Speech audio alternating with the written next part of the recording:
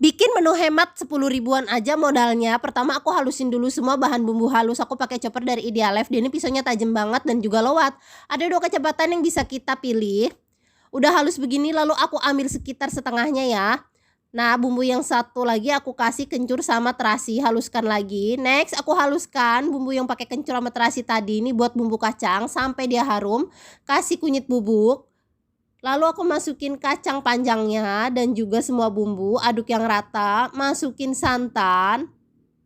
Aku pakai kompor induksi dari Idealef ya, dia ini gampang banget pemakaiannya, tinggal dicolokin aja dan juga elegan. Ini di fry pan-nya juga dari Idealef, dia diameternya 28 cm, gede banget. Next goreng tempenya, aku pakai wok pan 32 cm dari Idealef, dia ini gede banget muatannya ya bun, dan juga anti lengket.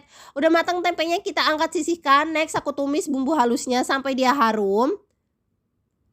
Lalu masukkan tempenya, daun salam, bumbu iris, dan juga semua bumbu lainnya, kecap juga. Terakhir aku kasih air, masak sampai dia menyusut, aduk yang rata, jangan lupa dikoreksi rasanya ya bun.